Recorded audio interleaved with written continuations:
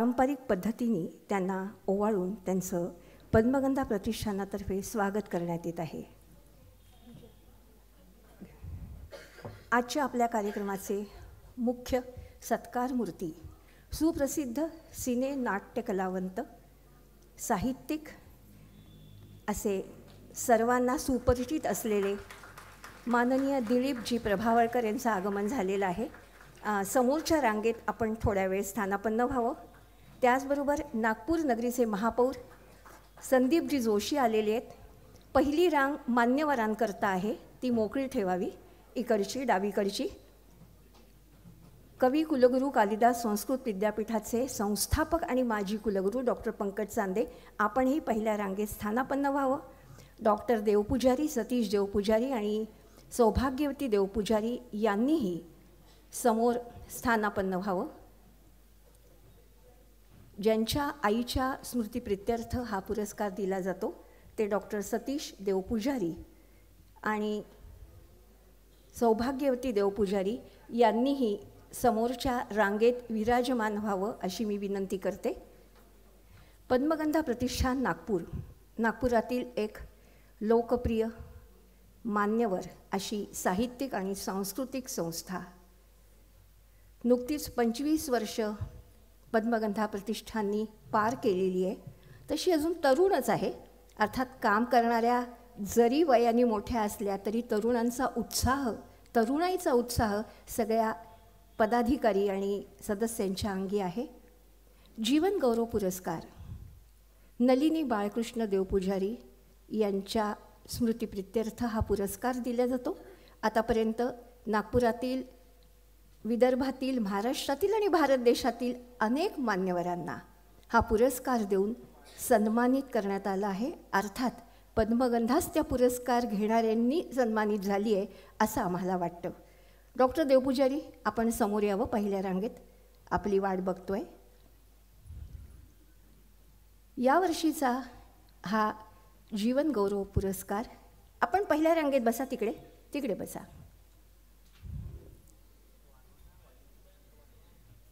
सगळ्यांना माहिती आहे, गर्दीवरूनच कळतं आहे, सगळ्यांचे लाडके दिलीपजी प्रभावळकर यांना पुरस्कृत करण्यात येणार आहे.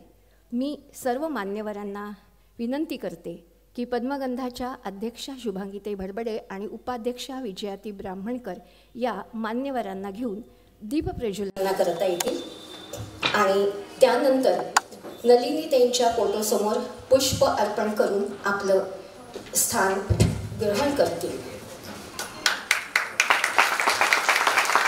दीपदेव नमस्तुभ्यं तिमिरो नाशितस्वया स्वयं ज्वलन प्रकाशोन्नम यच्छती उदारधीही. मला आज दीपकाची आणि कलाकाराची तुलना करावीशी वाटते. हा दीपक स्वतः जळून दुसऱ्यांना प्रकाश देतो, त्याप्रमाणे कुठलाही कलावंत स्वतः मेहनत करतो, कष्ट घेतो आणि रसिकांचं मन रिझवतो. असा हा कलाकार असतो. आज सुदैवाने आपल्या जीवन गौरव पुरस्काराचे मानकरी ठरलेले सुप्रसिद्ध कलावंत आहे डॉक्टर सतीश देवपुजारी, माननीय महापौर संदीपजी जोशी, डॉक्टर पंकज चांदे, शुभांगीताई भडबडे आणि विजयाती ब्राह्मणकर. डॉक्टर देवपुजारी, आपण यावं. आपण मंचावर येऊन स्थान ग्रहण करावं. आणि यानंतर मी ईशस्तवन करायला आमंत्रित करते डॉक्टर अंजली पारनंदीवार यांना. जय शारदे वागेश्वरी, जय शारदे वागेश्वरी, विधि कन्यके विद्याधरी वागेश्वरी, वागेश्वरी, जय शारदे वागेश्वरी. ज्योत्स्ने परी कांती तुझी, ज्योत्स्ने परी कांती तुझी, मुखरम्य शारद चंद्रमा, ज्योत्स्ने परी कांती तुझी, मुखरम्य शारद चंद्रमा उजळी तुझ्या हास्यातुनी, उजळी तुझ्या हास्यातुनी,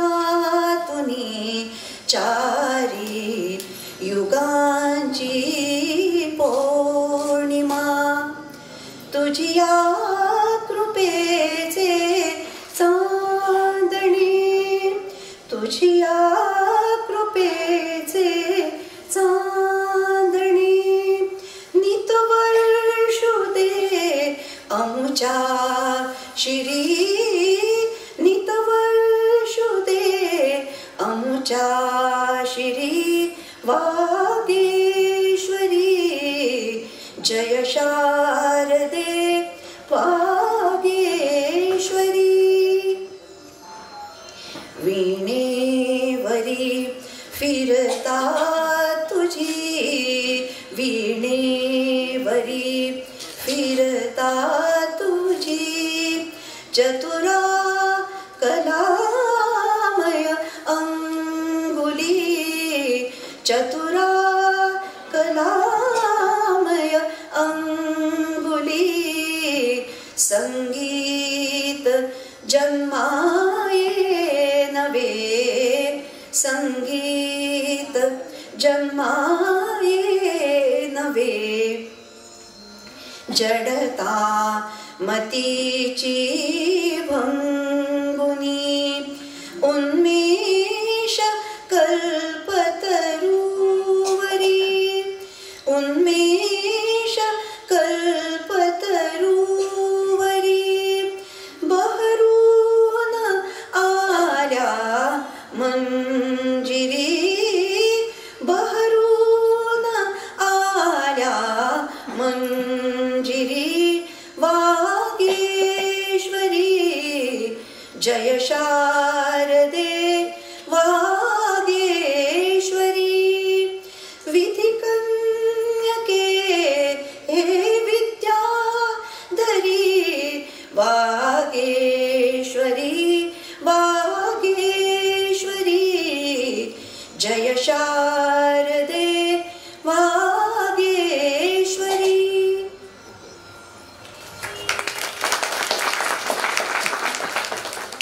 कलेची देवता असलेली शारदा, तिचं स्तवन अंजली पारंदीवार, डॉक्टर अंजली पारंदीवार यांनी केलं. पद्मगंधा प्रतिष्ठानच्या वतीने दिलेला जाणारा हा नलिनी बाळकृष्ण देवपुजारी जीवन गौरव पुरस्काराचं यंदाचंही 20वं वर्ष. आतापर्यंत अनेक मान्यवर, शुभांगीताईंच्या भाषणात तर त्याचा उल्लेख होणारच आहे म्हणून मी उल्लेख करत नाही. खरंच त्यांनी आमच्या एका छोट्याशा लहानशा संस्थेकडून हा पुरस्कार स्वीकारला, यातच त्यांचं मोठेपण आहे आणि पद्मगंधासुद्धा खऱ्या अर्थाने सन्मानित झाली आहे. आपण मंचावर असलेल्या मान्यवरांचं पुष्पगुच्छ देऊन स्वागत करूया. महापौरपदी निवड झाल्यानंतर महापौर पहिल्यांदाच आमच्या संस्थेत आलेले आहेत, त्यामुळे पुष्पगुच्छाबरोबरच पद्मगंधा त्यांचा शाल देऊनही स्वागत करते आहे. त्यांचं स्वागत करतील शशांक खरे. पुष्पगुच्छ आणि शाल देऊन स्वागत शशांक खरे, पद्मगंधाचे उत्साही पदाधिकारी.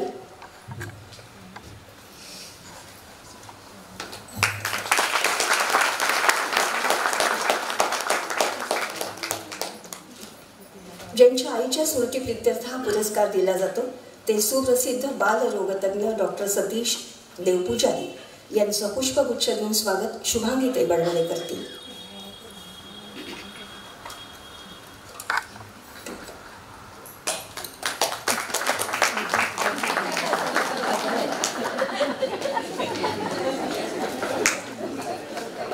आज आई वडील नाहीत तरी सुद्धा त्यांनी पद्मगंधावर केलेला स्नेह, लोभ, प्रेमाची परंपरा डॉक्टर सतीश देवपुजारी आणि त्यांचं कुटुंबीय पुढे चालवत आहे. जिथे कुठे कमी पडून तिथे आम्ही आहोत हा दिलासा ते संस्थेला, प्रतिष्ठानाला नेहमीच देतात. याबद्दल प्रतिष्ठान त्यांच्या सदैव ऋणात राहील. आजचे सत्कारमूर्ती सुप्रसिद्ध सिने नाट्य कलावंत, किती बिरुद लावावी त्यांच्या मागे.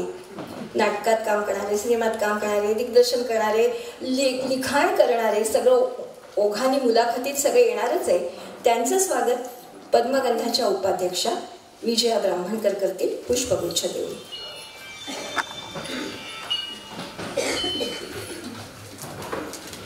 श्यामा देशपांडे,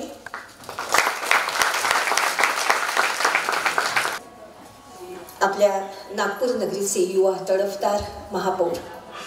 सगळ्यांनाच आनंद झाला त्यांची महापौरपदी नियुक्ती झाल्याबद्दल. नागरिकांच्या समस्या जाणून घेऊन त्यानुसार काम करण्याची पद्धत, कुठलीही समस्या असो, कचऱ्याची असो, स्वच्छतेची असो, ज्येष्ठ नागरिकांची असो, तिथे जाऊन त्यांच्याशी संवाद साधता येते आणि करतायत. अशा रीतीने त्यांनी जर काम केलं तर आपलं नागपूर नगरी नक्कीच आदर्श नागपूर नगरी स्मार्ट सिटी होईल याबद्दल शंका नाही. मी उद्घाटनपर भाषण करायला माननीय महापौर संदीपजी जोशी यांना आमंत्रित करते.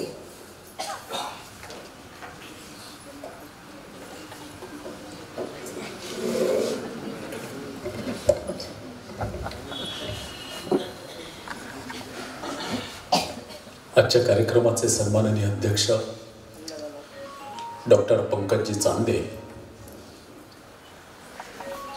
ज्यांचा सत्कार आपण या ठिकाणी करणार आहोत, असे महाराष्ट्राचे सुपुत्र, चतुरस्त्र अभिनेते दिलीपजी प्रभावळकर, ज्यांच्या मातोश्रींच्या स्मृतिप्रित्यर्थ आजचा हा जीवनगौरव पुरस्कार या ठिकाणी दिला जात आहे, असे सन्माननीय डॉक्टर सतीशजी देवपुजारी, पद्मगंधा प्रतिष्ठानच्या अध्यक्षा शुभंगीताई बडबडे, त्याचप्रमाणे उपाध्यक्षा विजयाताई ब्राह्मणकर, प्रभाताई देऊसकर, या ठिकाणी उपस्थित पद्मगंधाचे सर्व हितचिंतक, ज्येष्ठ नागरिक बंधू भगिनींनो, सर्वप्रथम मी तुमच्या सर्वांतर्फे, नागपूर नगरीतर्फे पद्मगंधा प्रतिष्ठानचे मनापासून अभिनंदन करतो. त्याला कारण असं आहे की जे काम नागपूर महानगरपालिकेने करायला पाहिजे ते काम आपण करत आहात, याबद्दल खरोखर आपल्याला धन्यवाद. शहरातीलच नव्हे तर बाहेरच्या प्रतिभांचा गौरव देऊन त्या प्रतिभा समाजासमोर आणण्याकरता जे कार्य आपण करत आहात ते खरंच उल्लेखनीय आहे. आपण जी नावे घेतली ती नावे देखील याच शृंखलेमधली मोठी नावे होती, त्यांचा देखील आपण जीवनगौरव पुरस्काराने या ठिकाणी गौरव केलेला आहे. आणि हे किती वर्ष झाले आपण करताय. एखादं काम सुरू करणं अत्यंत सोपी आहे, परंतु चक्क 25 वर्ष हे काम आपण सातत्याने सुरू ठेवलं आहे. याबद्दल तुमचं, आमचं, सर्वांचं, या शहरातर्फे आपणा सर्वांचं विशेषतः खरोखर कौतुकच आहे. याला कारण असं आहे की एखादं काम सुरू सहज होतं, 25 वर्ष, आणि त्यातही पद्मगंधा प्रतिष्ठान म्हणजे संपूर्ण महिलांनी चालवलेलं. आता अनेकदा प्रश्न निर्माण होतात की महिलांनी 25 वर्ष एकत्रित राहून आणि सुरुवातीपासून त्याच आहे. खरंच कौतुकास्पद आहे. म्हणजे याच्यातला गमतीचा भाग बाजूला, परंतु 25 वर्ष म्हणजे तारुण्यात आज पद्मगंधा प्रतिष्ठान आहे आणि या ठिकाणी पद्मगंधाच्या तारुण्याला दाद देणारे सर्व तरुण या ठिकाणी उपस्थित आहेत. त्यांचा देखील मनापासून अभिनंदन. मी स्वतःला अत्यंत गौरवान्वित समजतो की मी कधी विचारही नसता केला की जो चौकट राजा बघून मी त्यावेळी किती आधीचा आहे दिलीपजी, तो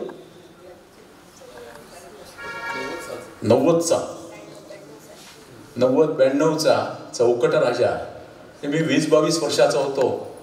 आणि मला आठवतं की मी त्यावेळी ते असा कसा मी वेगळा वेगळा हे जे वाक्य होतं ते आम्ही बहीण भावांमध्ये वारंवार चालायचं. ते की ते वाक्य त्यावेळी चालायचं आणि आज मी आपल्या बाजूला सहज बसलेलो आहे किंवा बसील याची देखील मी कधी अपेक्षा केली नव्हती. आणि त्यामुळे आपला सत्कार या ठिकाणी माझ्या उपस्थितीत होतोय त्याबद्दल मला मनापासून आज या ठिकाणी आनंद होतोय. पद्मगंधा प्रतिष्ठान मागील अनेक दिवसांपासून करताय. सहकार्य समाजाकडून मागत वेळप्रसंगी 4 ठिकाणी जात या पद्धतीचा पुरस्कार ते दरवर्षी देतात. माझी त्यांना विनंती आहे की नागपूर महानगरपालिकेतर्फे आपल्या या पुरस्कारामध्ये एक वाटा घ्यायला महापौर म्हणून मला नेहमी करता आवडेल. आणि केवळ मी नव्हे तर नागपूर महानगरपालिका आजपासून सदैव आपल्यासोबत या कार्यक्रमामध्ये नेहमी करता सहभागी आहे. कारण हा गौरव आलेल्यांचा नव्हे तर हा गौरव नागपूर महानगरपालिकेचा राहणार आहे. हा माझा स्वार्थ आहे आणि त्यामुळे ते देखील आपण स्वीकृत करावं. या ठिकाणी आपणाला अजून एक विनंती की स्वतःच्या मातोश्रींच्या स्मृतीप्रित्यर्थ पुरस्कार देणं हे जे करत आहेत सतीशजी त्यांच्याबद्दल सुद्धा एकदा टाळ्यांचा गजर करणं आपण आवश्यक आहे. त्याला कारण असं आहे की प्रत्येकाच्या तुमच्या माझ्या आयुष्यातलं कोणी ना कोणी जात असतं, परंतु गेलेल्या व्यक्तीला अशा पद्धतीने जिवंत ठेवणं हे काम डॉक्टर सतीश देवपुजारी करत आहेत. आणि माझी आई गेली तर माझ्या आईच्या गेल्यानंतर तिच्या स्मृतीप्रित्यर्थ समाजाला मी काही ना काही देणं लागतो.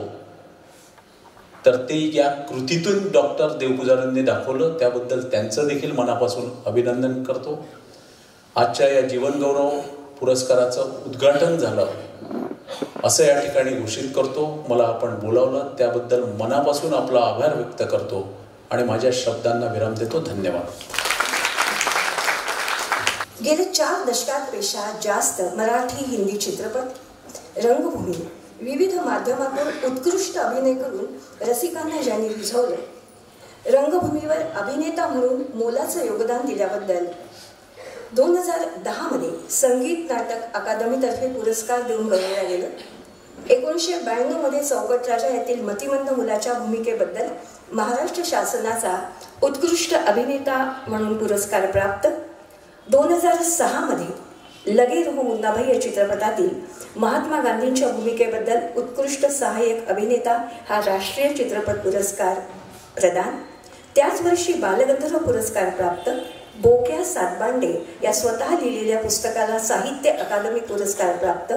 2008 मध्ये शेवरी या मराठी चित्रपटातील भूमिकेकरता उत्कृष्ट सहाय्यक अभिनेता पुरस्कार. 2015 मध्ये उत्कृष्ट अभिनेता म्हणून सुवर्णरत्न पुरस्कार. 2019 मध्ये PIFF मला कळलं नाही, मी विचारणार आहे सरांना, हा भारतीय सिनेमाकरता विशेष योगदानाबद्दल पुरस्कार. यादी बरीच मोठी आहे. हे उल्लेखनीय पुरस्कार ज्या महनीय अशा सत्कारमूर्तींना मिळालेले आहेत. असे दिलीपजी अगदी बालनाट्यापासून सुरुवात करून प्रायोगिक रंगभूमी, व्यावसायिक रंगभूमी, मराठी चित्रपट, एकंदर 28 पुस्तकांचं लेखन, हिंदी सिनेसृष्टीत निवडक पण अजरामर भूमिका करून रसिकांची वाहवा मिळवणारे दिलीप प्रभावळकर अत्यंत प्रतिभाशाली कलावंत आहे. चिकित्सक आहेत, अभ्यासू आहे, ज्यांना व्हर्सेटाईल ॲक्टर म्हणता येईल अशा श्रेणीत दिलीपजी मोडणारे आहेत. आणि सगळ्यात म्हणजे अतिशय साधे आणि माणूसपण जपणारे दिलीपजी. अशा दिलीपजींना आज नलिनी बाळकृष्ण देवपुजारी हा जीवन गौरव पुरस्कार देऊन सन्मानित करण्यात पद्मगंधाला अतिशय आनंद होतोय. मी सगळ्या मान्यवरांना विनंती करते आपण टेबलच्या समोर यावं. आपण मुख्य सोहळ्याला सुरुवात करीत आहोत. म्हणजे एक मला थोडीशी सूचना करायची की मागे गर्दी दिसत नसेल तर समोर सतरंजी घातली आहे. जे मनाने आणि शरीराने पण तरुण आहेत ते खाली बसू शकता. ज्येष्ठांकरता खुर्च्या रिकाम्या ठेवा. आपण मोबाईल प्लीज सायलेंट करा. त्याच्यापेक्षा अतिशय सुंदर असा कार्यक्रम सुरू आहे. आपण सुरुवात करतोय मुख्य सत्कार सोहळ्याला. माननीय दिलीप प्रभावळकर यांना शाल घालतील माननीय महापौर संदीपजी जोशी. हा शाल देत आहेत महापौर. त्यानंतर पुष्पहार डॉक्टर सतीश देवपुजारी घालतील. रोख रक्कम देतील उपाध्यक्षा विजयाताई ब्राह्मणकर. सन्मानचिन्ह डॉक्टर पंकज चांदे प्रभावळकरांना देतील. आणि सन्मान चिन्हानंतर पद्मगंधाच्या अध्यक्षा शुभांगी तैलकडे मानपत्र देतील. स्वस्ती मंत्राचं पठण करतायत अनुराधा कुरेकर आणि पुष्पाताई कानेटकर. त्यांच्यावर त्यावेळा पुष्पवृष्टी पण होते.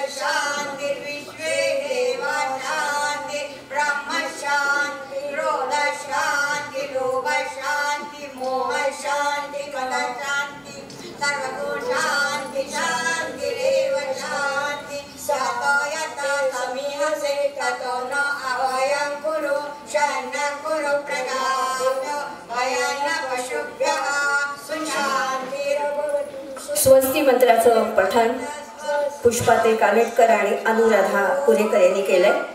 त्या मंत्राचा अर्थही आपल्याला कळला असेलच.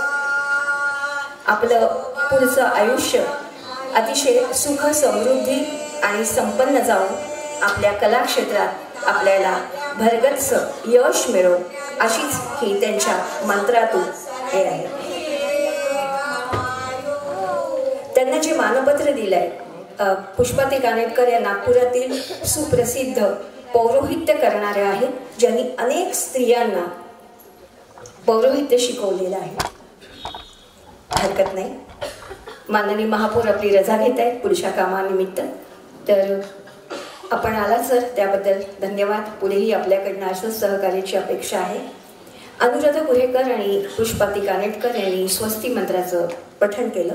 जे मानपत्र प्रतिष्ठानने दिलेलं आहे त्याचं मी वाचन करते.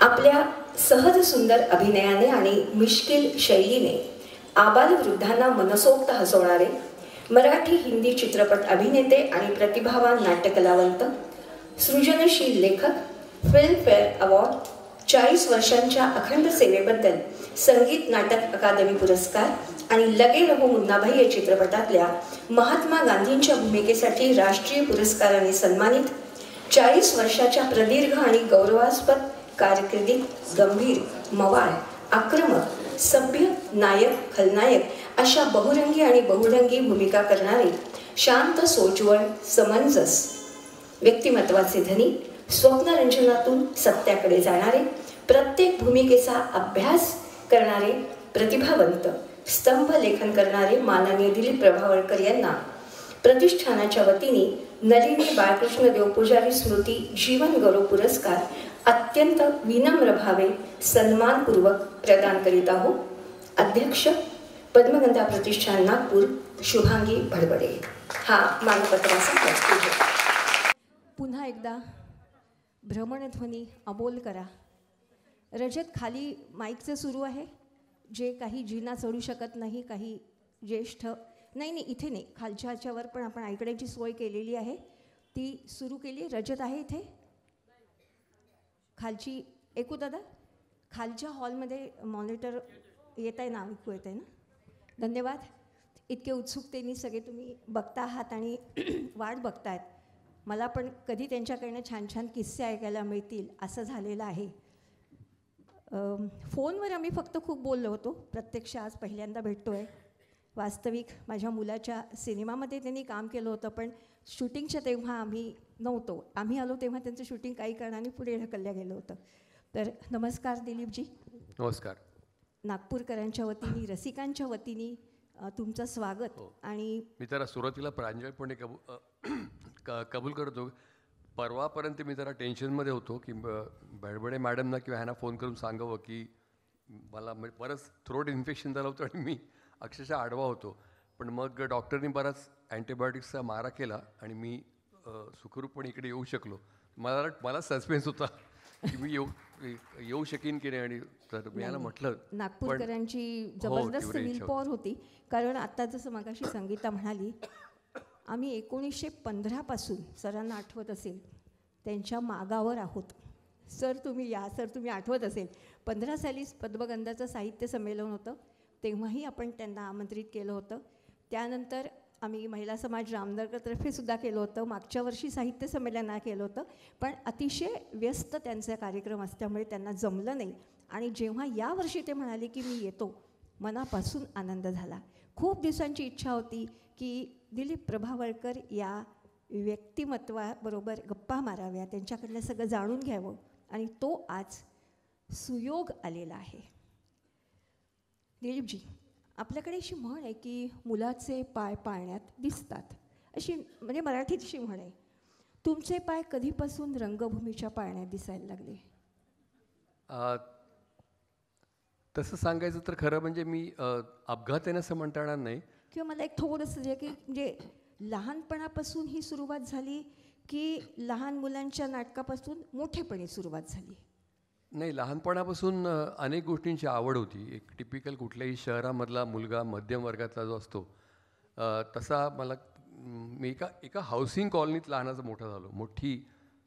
मोठा सहनिवास होता, हाऊसिंग कॉलनी म्हणा, सोसायटी म्हणा त्याला. आणि त्यावेळेला सोसायटी ती इतकी नवीन होती की लोक लांबून लांबून बघायला यायचे. दादरला, मुंबईला, आता मी पुण्याला असतो, त्यावेळेला दादरला होतो, की सहनिवास हा काय प्रकार आहे. तर 135 फॅमिलीज तिथे राहायच्या, 15 बिल्डिंग्स होत्या. तिकडे मी लहानाचा मोठा झालो.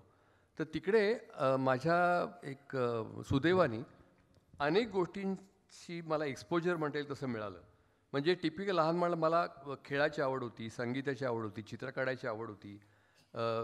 तसं एक urge to express your self, की स्वतःला व्यक्त करण्याची उर्मी, ही अभिनयातून किंवा लेखनातून, या सगळ्या प्रकारांमध्ये मला इंटरेस्ट होता, रस होता, गती होती असं नव्हे. पण त्याचा मग नंतर हळूहळू पुढे उपयोग झाला किंवा मी करून घेतला.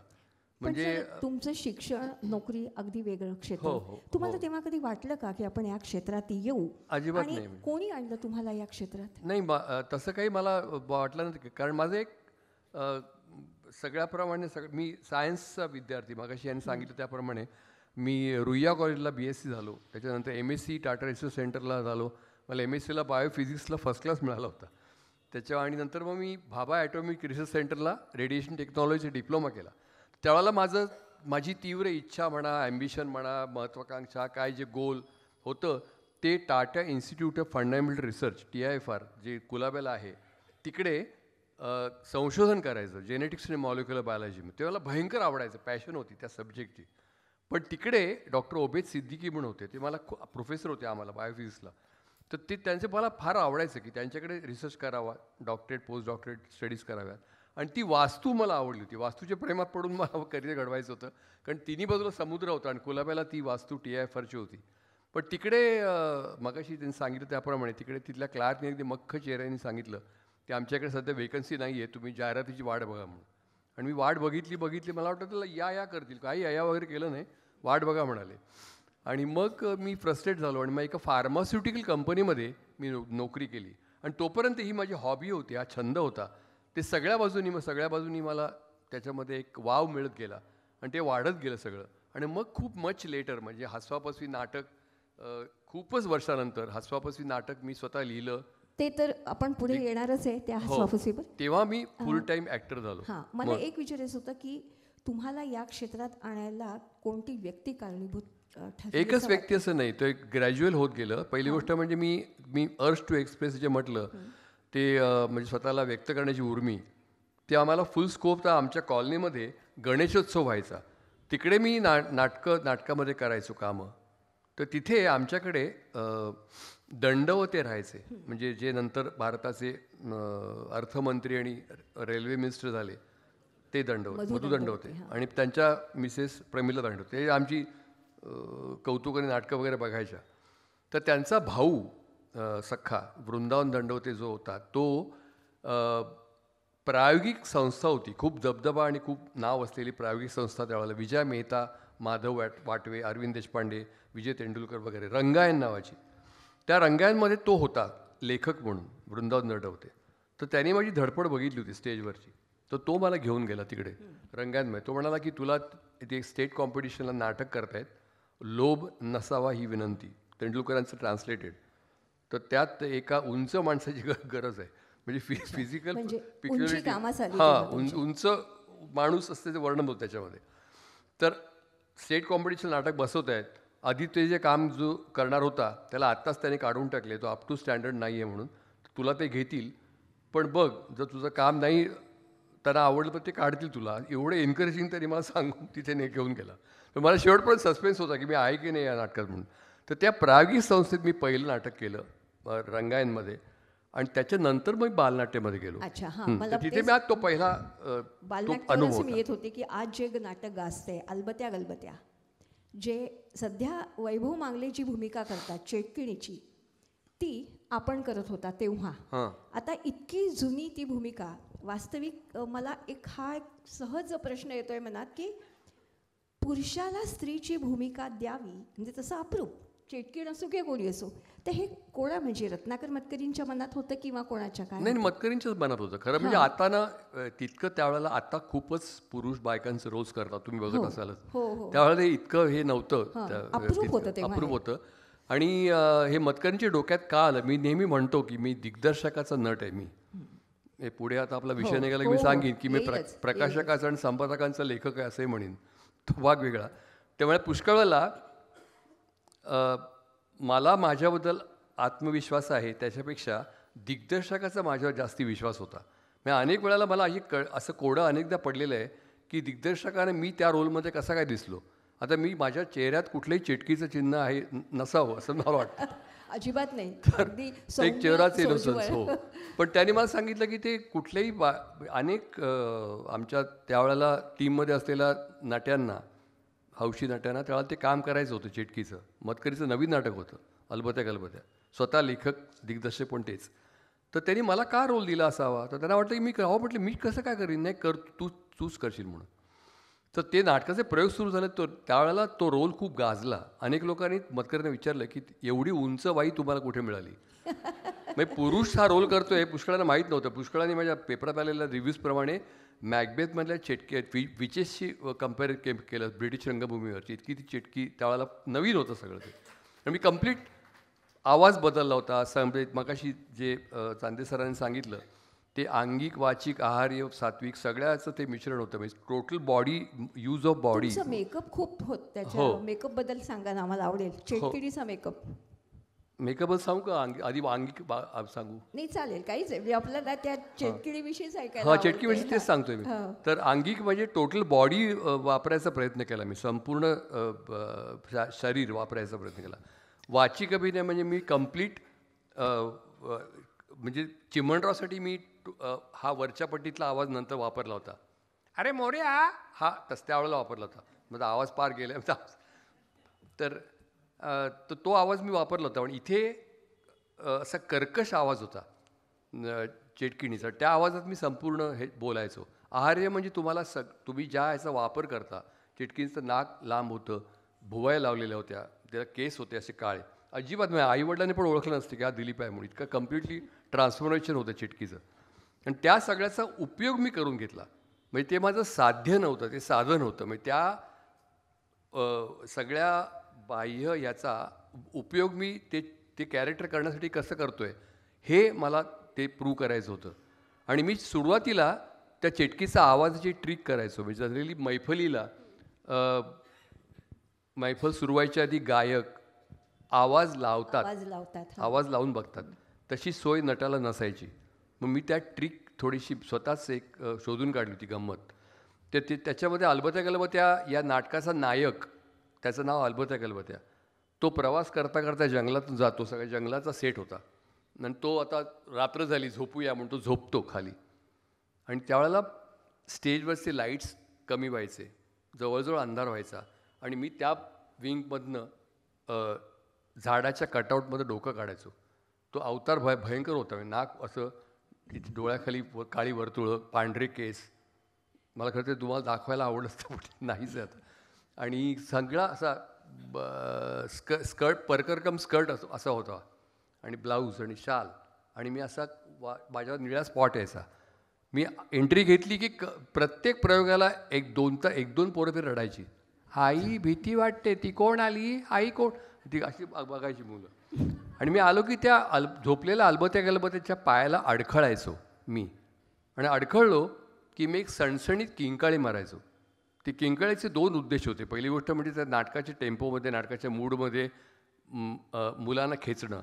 आणि दुसरं अत्यंत प्रॅक्टिकल ॲक्टर्सचा पॉईंट ऑफ व्ह्यू म्हणजे ज्या आवाजाच्या पट्टीत मी त्यानंतर 2.5 तास बोलणार असायचो, त्या आवाजाची पट्टी पकडायला घेतलेला ती किंकाळी म्हणजे स्टार्ट होता. वा सर, पण ही अशी सोय केली. मला एक विचारायचं आहे, आता त्या वेगळ्या आवाजाच्या पट्टीत तुम्ही बोललात 2-2.5 तास, तुमच्या घशाला त्रास नाही झाला कधी? नाही झाला त्रास. मी तर तसं मी त्याचं सगळं तिचं ते त्या आवाजाची व्हेरिएशन्स होती.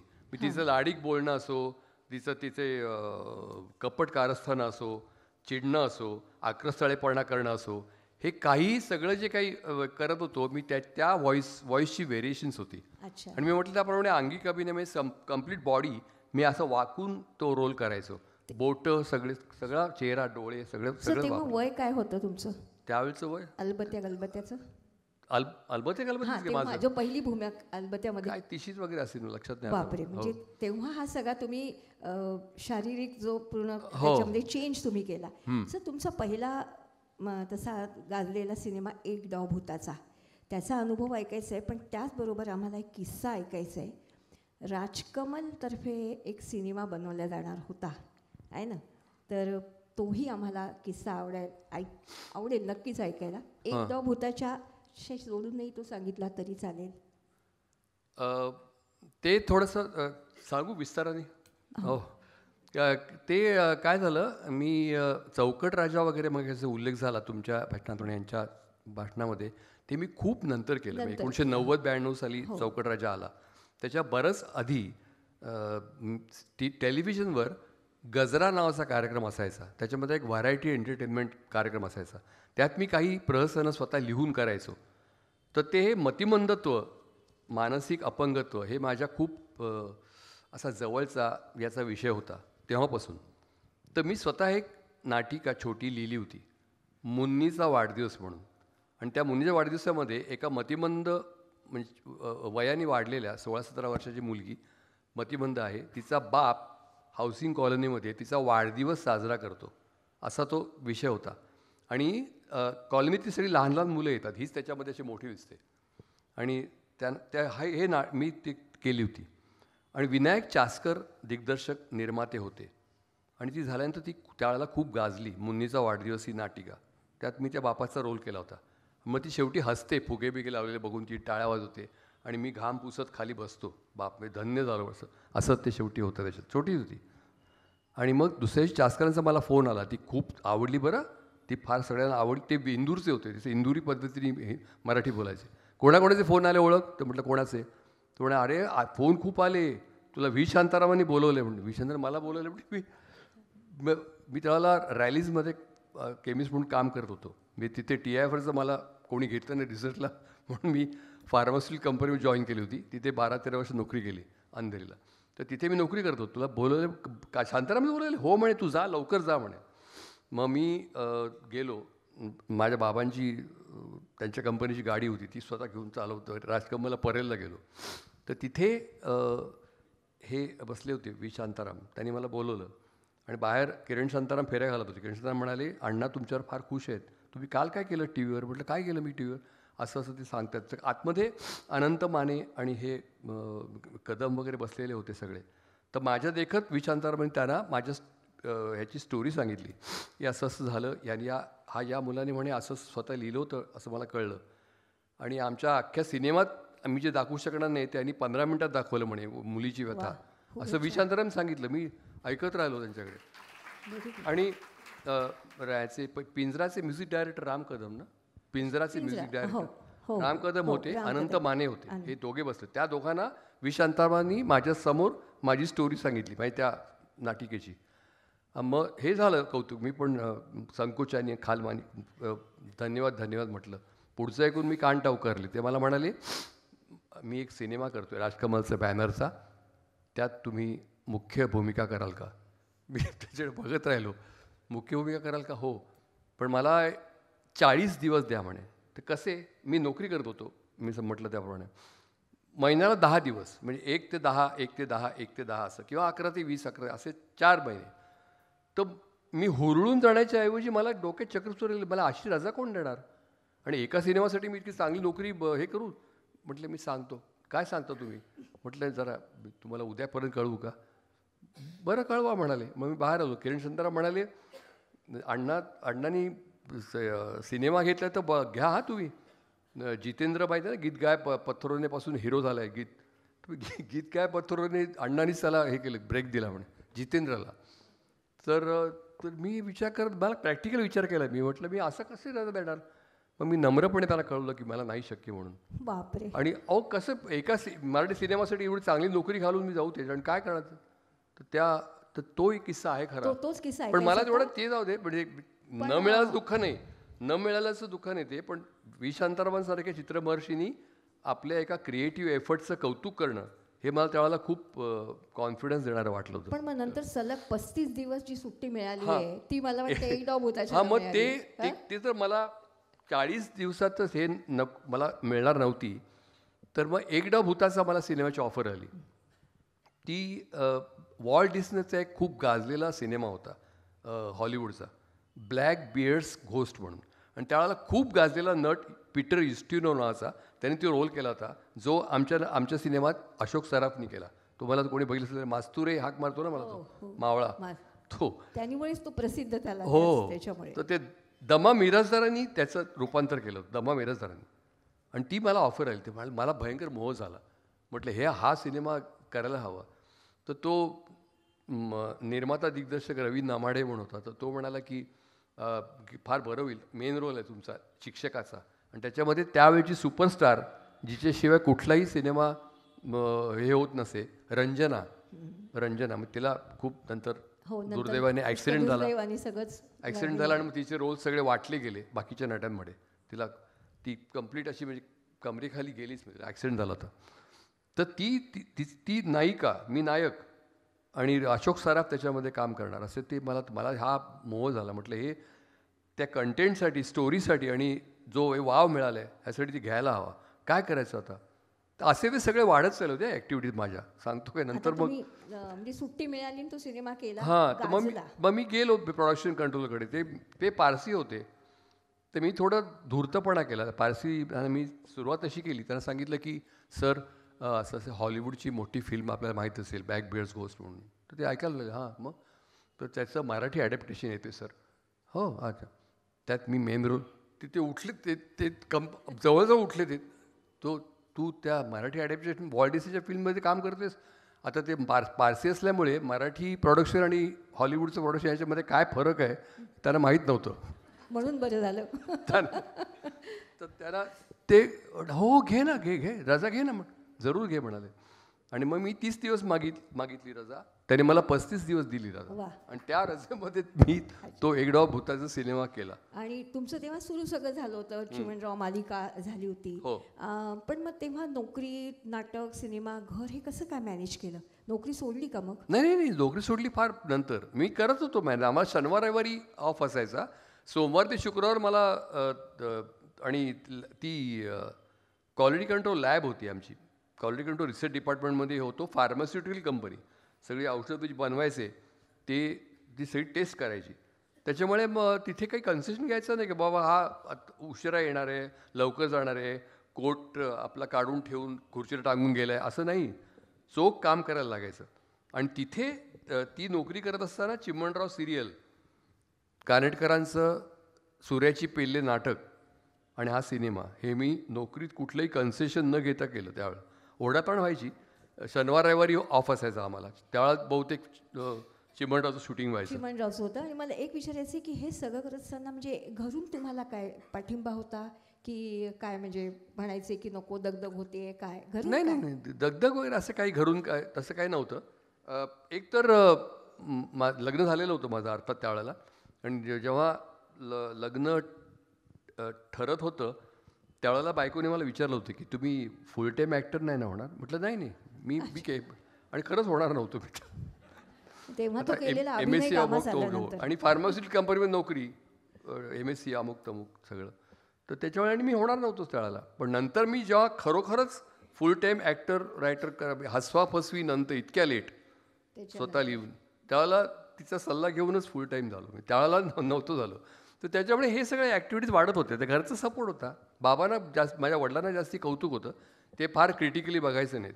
दिलीपचं नाटक, दिलीपचा रोल, चिमणराव सगळं ओळखायला लागले. त्यांना जरा गंमत वाटायची. त्यांना फक्त ना बाबांना, माझ्या आईला आणि बाबांना वासूची सासूचा रोल आवडला नव्हता माझा. बाईचा रोल म्हणजे चेटकीचा आवडला होता. मला का माहिती आहे ते बाई वासूची सासू त्यांना रोल आवडायचा नाही माझा. अरे अजून किती प्रयोग आहेत असं मला विचारायचं. किती प्रयोग झाले सर वासूच्या सासूचे? बरेच झाले. 350-400 झाले ना त्यावेळेला खूप झाले. बापरे. आधी अश्विनी भावे, आधी टीम वेगळी होती. अश्विनी भावे, अरुण नलावडे, अतुल परचुरे, अविनाश खर्शीकर वगैरे. मग अश्विनी भावे नंतर मग बदल. मी होतो कायम शेवटपर्यंत. तुमच्या व्यक्तिमत्वाकडे असं पाहिलं की वाटतं की विनोदी भूमिका खूप तो जास्त. दाजी पाटोडेकर किस्सा सांग. वासूची सासू. वासूची सासू. वासूची सासूचं कास्टिंग माझं. मला बाईचा रोल करायला जो कॉन्फिडन्स दिला मी एक तर पुरुषांमध्ये उंच आहे मी. तर एवढी उंच बाई नसते हो कधी. तर मला जेव्हा दिग्दर्शक कुमार सोहनीने सांगितलं वासू सासूमध्ये असं बाईचा नव्हता तो रोल, वेषांतरित बाईचा होता. म्हणजे पुरुषाला ते बाई करतात. अर्ध्या नाटकात तो अण्णा असतो, बायकोला चोरून सिगरेट ओढणारा. आणि बायको त्याला बळकट बनवत असते.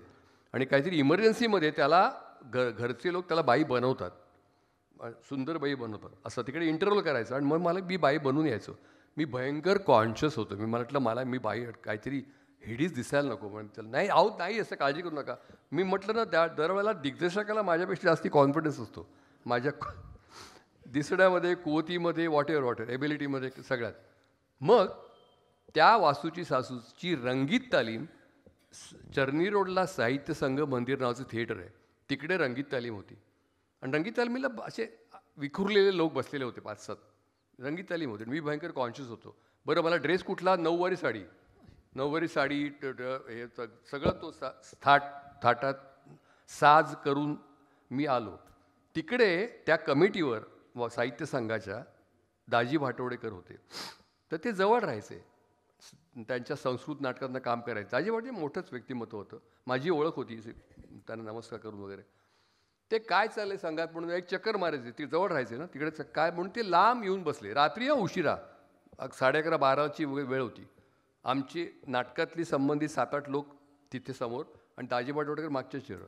आणि मी एंट्री घेतली, ती रंगीत तालीम चालू आहे आणि एकदम दाजी पाटोळेकर लांबून ओरडले, आईला सुहास.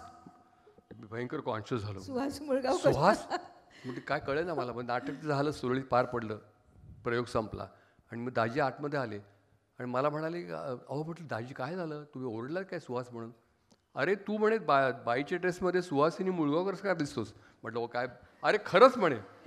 आणि तुम्हाला सांगतो ते नाटक आलं स्टेजवर आलं, त्याचे रिव्ह्यूज आले, परीक्षणं आली आणि 4 नाट्य समीक्षकांनी असा उल्लेख केला की प्रभावळकरांना बघून सुहासिनी मुळगावकरांची आठवण होते. आणि त्या 4मध्ये एक बाई स्त्री समीक्षिका होती, ललिता बापट, फ्री प्रेस जर्नलच्या ललिता बापट म्हणून होत्या.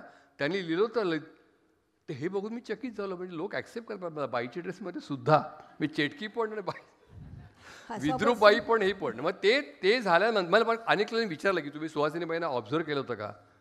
तर म्हटलं मी खरंच केलं नव्हतं. पण हे आल्यानंतर मग मी सुहासिनीबाई त्यावेळेला, तुमच्यापैकी जुन्या लोकांना आठवत जर असेल तर सुंदर माझं घर नावाचा कार्यक्रम असायचा. त्या सुहासिनीबाई स्वतःच्या लुकबद्दल, दिसण्याबद्दल, अँगलबद्दल फार कॉन्शियस होत्या. तर त्या कॅमेरामॅनला सांगायचं कुठल्या अँगलनी माझं हे घेणार आहे शॉट इथल्या. मग त्या इथे गुलाबाचं फूल लावायचं असं मोठं. तर हे रिव्ह्यूज आल्यानंतर पुढच्या प्रयोगापासून मी गुलाबाचं फूल लावायला लागलो. वा वा. आता हे उपजत तुमच्यामध्ये ती अभिनय कला असल्यामुळे तुम्हाला सगळं जमत होतं आणि ते यशस्वी होत गेलं. एक विनोदी भूमिका करण्याची घाटणी किंवा कौशल्य आहे, पण असा एक समज होऊ शकतो की तुम्ही फक्त विनोदीच भूमिका करता का. पण इतर जेव्हा भूमिका आपण बघतो तेव्हा तो समज गैर होता हे नक्कीच सगळ्यांच्या कळतं. आता उल्लेख करण्यासारख्या तुमच्या म्हणजे चौकट राजामधली मतिमंद मुलाची भूमिका किंवा तात्या विंचू याच्याबद्दलही मला ऐकायला आवडेल. नातीगोतीमधली वडिलांची भूमिका मतिमंद मुलाच्या आणि लगे रहो मुन्नाभाई, हे सगळे वेगवेगळ्या भूमिका आहे.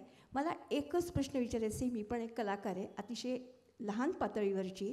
ह्या वेगवेगळ्या भूमिका करताना तुमचा अभ्यास किंवा विचार करण्याची प्रक्रिया प्रत्येकाची वेगवेगळी असते, ती कधी सुरू होते काय. म्हणजे त्याच्या मागे अभ्यास असेलच. नाही, एकच असा फॉर्म्युला नाही आहे तयारीचा किंवा तयारीच्या प्रक्रियेचा एकच फॉर्म्युला नाही आहे. पण एक तुम्हाला, आता तुम्ही एवढे फारच मोठा एवढे इतके रोज घेतले, पण मी सांगतो की ते चिमणरावचा एक माझ्यावर एक स्टॅम्प झाला होता त्यावेळेला. चिमणराव सिरियल खूप पॉप्युलर झाली त्यावेळेला.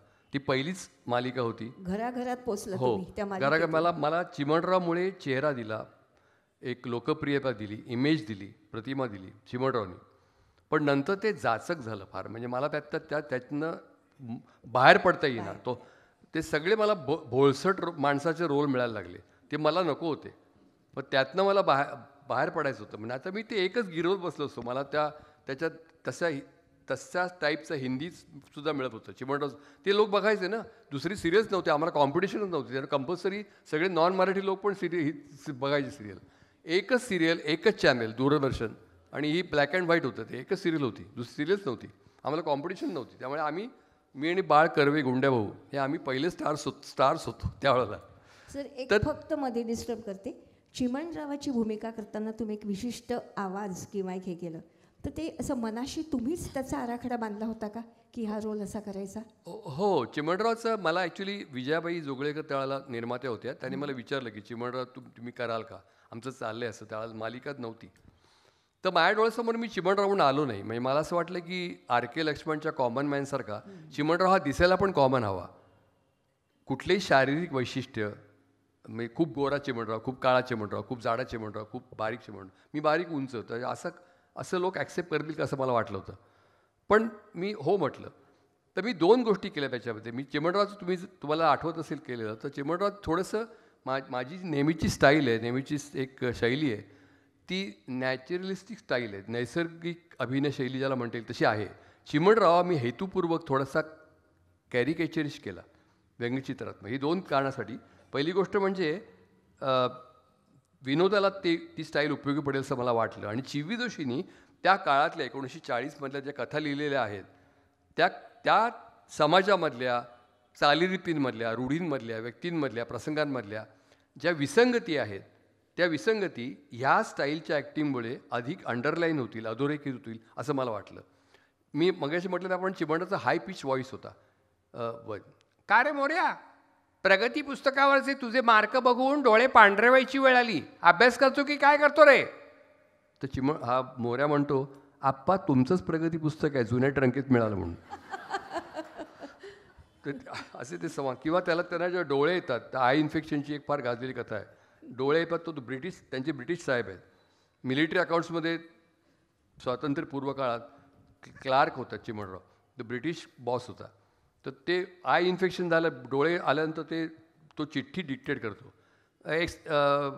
Respected sir, please excuse my absence today and tomorrow as my eyes have come. I shall attend office as soon as they have gone. चिठ्ठी वाजून साहेबाचे डोळे पांढरे व्हायची वेळ, त्याला कळतच नाही आईज हॅव कम काय, फुल कॉन्फिडन्स आपल्याला. तर हा आवाज जो होता चिमणाचा, तुम्ही आत्ता विचारलं ती आवाज, तो माझी त्याच्या मागची भूमिका ॲक्टरची अशी होती की चिमणरावच्या आजूबाजूची सगळीच माणसं, काऊ त्याची बायको आई, मोरू मैना त्याची वाह्यात मुलं, ही सगळीच माणसं चिमणरावपेक्षा अधिक स्मार्ट आहेत. त्या स्मार्ट लोकांच्या दुनियेमध्ये हा भोट माणूस माझ्याकडे कुणीतरी लक्ष द्या असं प्रत्यक्ष न म्हणता त्या आवाजाद्वारे सुचवतो. लोकांचं लक्ष वेधून घेण्याचा त्या सामान्य माणसाचा हा प्रयत्न आहे. अरे कोणी बघा नाही इकडे असं म्हणत नाही, पण या व्यवहारी जगात फसवला जात असल्याचं दुःख तो अव्यवहारी माणूस सांगतो, असं माझं त्याच्यामागचं एक कारण होतं. मग त्याच्यामध्ये कारुण्य होतं, पॅथॉस होता, कारुण्य होतं. पण एवढं खरं प्रांजळपणे सांगायचं तर की सिरियल जशी जशी ती पुढे जात गेली त्यातलं कारुण्य लोप पावलं आणि फक्त कॉमेडीसाठीच तो आवाज वापरला गेला. आता याच्या अगदी विरुद्ध म्हणजे ज्या भूमिकेकरता तुम्हाला महाराष्ट्र शासनाचा उत्कृष्ट अभिनेत्याचा पुरस्कार मिळाला चौकट राजामधला, सर ती भूमिका तुमच्या वाट्याला कशी काय आली? ती भूमिका आधी दुसरंच कोणी करणार होतं असं कळलं, तो किस्सा सांगा. तो ह्याचा चौकट राजाचं काय झालं, चौकट राजा मला स्मिता तळवलकर त्याच्यामध्ये निर्माती होती, संजय सुरकर डायरेक्टर होता, स्मिता काम पण करत होती आणि त्याच्यात मी स्मिताच्या नवऱ्याचा रोल करणार होतं. सगळं झालं होतं. संजय सुरकरनी मला सांगितलं होतं, तुम्ही बँकेतले आहात, बँकेत काम करणारा सिनियर ऑफिसर आहे, अगदी मॅटर ऑफ फॅक्ट जगणार आहे. म्हणजे काय, अजिबात पोएटिक नाही, रोमॅन्टिक नाही, व्यवहारी, ज्यातनं काही मिळणार असेल तेच करायचं, इतका कोरडा आहे, कोरडा असा माणूस आहे मी. म्हणजे त्यातला कॅरेक्टर. स्क्रिप्ट दिली होती, सगळी तलवारकट मिशी, रिमलेस ग्लासेस, शर्टाची मापं, सगळं झालं होतं. कोल्हापूरला शूटिंग होतं आणि अचानक स्मिताचा फोन आला, स्मिता तळवलकरचा, ती निर्माती आणि ॲक्ट्रेस. ते म्हणाले, अरे दिलीप प्रॉब्लेम झाला आहे. काय झालं? तो जो मतिमंद मुलाचा रोल कोण करणार होतं? परेश रावळ. पहिल्यांदाच मराठीत. स्मिता म्हणजे चॅम्पियन होती, ती कोणालाही कन्व्हिन्स करू शकायची. तर तो करणार होता. त्याने सांगितलं मी येऊ शकत नाही कोल्हापूरला. म्हटलं आपले नवरा बायकोचे सीन्स आधी करायचेत का? नाही तू ये इकडे मग सांगते. म्हटलं काय सांग ना. तो रोल तू करायचं म्हणून. काय? मी जरा टेन्शन घेणारा ॲक्टर आहे. म्हटलं अगं पण तर मला सारखं तिकडे जाईपर्यंत वाटत होतं की तो रोल बोंबळणार आणि सिनेमा काय खरं नाही म्हणून. तर मला कळेच ना काय करावं. तर ते थोडक्या वेळामध्ये मी असा पॅनिकी झालो होतो. तुम्ही मगाशी मला प्रश्न विचारलात की ते रोल्सबद्दल, की काही रोल्स तयारी कशी केलीत वगैरे. ते काही रोल्स खूप तयारीने केले. तर पटकन आठवलेली उदाहरणं सांगतो. खूप तयारीने केलेले रोल्स आहेत. लगेरो मुंदाबाई बल्ले गांधी, करायलाच लागली तयारी. हसवापसीमधलीच कॅरेक्टर्स,